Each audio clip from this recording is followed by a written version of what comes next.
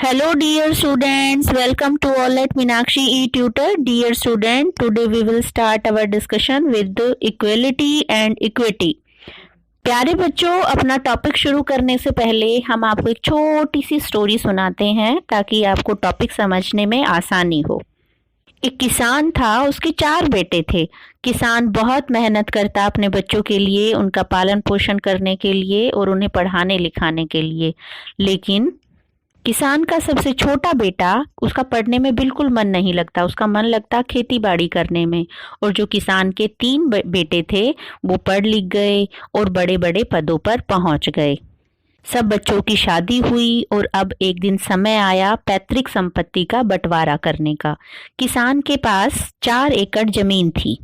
अब यहाँ किसान के साथ एक छोटा सा सवाल और जुड़ा हुआ है। क्या आपको लगता है कि किसान को सारी जमीन छोटे बेटे को दे देनी चाहिए थी जो खेती बाड़ी पर निर्भर था, या सभी में बराबर बांट देनी चाहिए थी? अगर वो बराबर बांट देता तो क्या परिणाम निकलते? अगर वो सारी जमीन अपने छोटे बेटे को दे देता तो क्या परिणाम निकलते? तो उसने क्या किया, अपनी जमीन का जो सारा हिस्सा था वो अपने छोटे बेटे को दे दिया और उन्हें एक समझौता करना पड़ा कि आप जो हैं जितने उनकी जरूरत थी उतना अनाज उन्हें देंगे बदले में। प्यारे बच्चों, इसी तरह के बंटवारे को कहा जाता है समानता और समता। तो यहाँ आप डिस्क्राइब करते हैं with the meaning of equality and equity. प्यारे बच्चों, जैसा कि आप इमेज में देख पा रहे हैं, giving everyone the same thing is called equality. इसके अपोजिशन में आप देख पा रहे हैं equity, access to the same opportunities. प्यारे बच्चों, जैसा कि आप इमेज को देखकर समझ पा रहे हैं कि अगर हम जरूरत के अनुसार सबको सुविधाएं देते हैं तो उसे कहा जाता है निष्पक्षता, इक्विटी। और जब हम सभी को एक जैसी सुविधाएं देते हैं, अर्थात जरूरत के आधार पर सुविधाएं नहीं दी जाती, एक जैसी सुविधाएं दी जाती हैं, तो उसे कहा जाता है समानता या इक्वलिटी। प्यारे बच्चों, अगर हम क्लासरूम के एग्जाम्पल से इसे समझना चाहें तो कह सकते हैं कि अगर एक टीचर क्लास में कम सुनने वाले बच्चों को, या हम कह सकते हैं मंदबुद्धि बच्चों को, या हम कह सकते हैं जिनका IQ लेवल कमजोर है, उन बच्चों की एक्स्ट्रा क्लासेस करता है या उन्हें आगे बिठाता है, तो ये क्या है? निष्पक्षता या इक्विटी। और अगर अध्यापक इन सभी बातों को नेग्लेक्ट कर देता है और सभी को उनके रोल नंबर के अनुसार बिठाता है तो इसे कहा जाता है इक्वलिटी, समानता।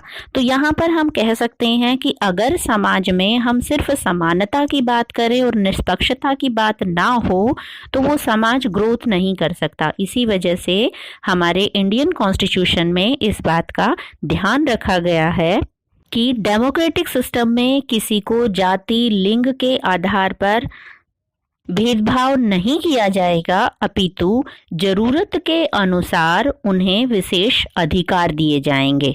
प्यारे बच्चों, अगर हम इन दोनों के बेसिक डिफरेंस की बात करें तो equality is related to quantity and equity is related to quality.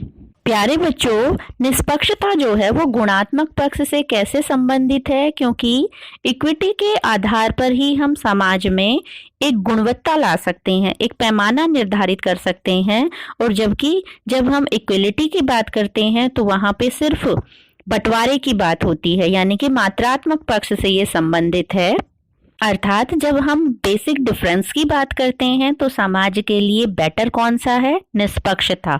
और समाज के अगर हम जनरल फैक्टर की बात करते हैं तो सभी व्यक्ति आपस में एक समान हैं। प्यारे बच्चों, मुझे उम्मीद है इस स्टोरी के माध्यम से आप दोनों के बेसिक अंतर को समझ गए होंगे।